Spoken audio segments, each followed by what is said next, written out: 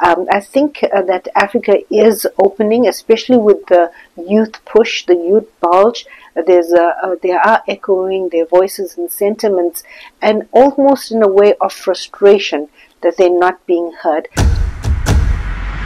I'm Pamla Gopaul, and I'm at the African Union Development Agency in the Economic Analysis and Foresight Unit. We have interviewed about 50 think tanks in the continent and realized that the knowledge that think tanks are producing is a very, very important on-the-ground work that is closest to the citizens of the countries.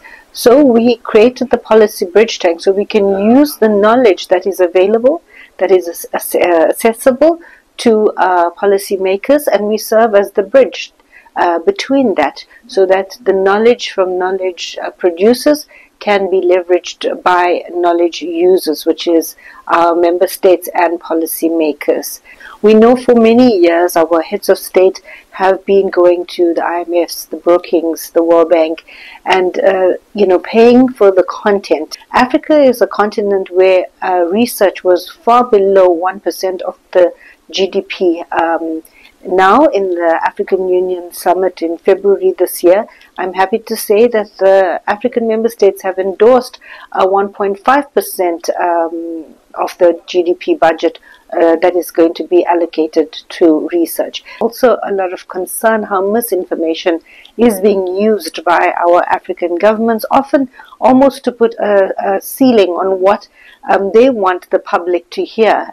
It's noticed that political decisions are being made and also manipulated in terms of how they want the public to hear.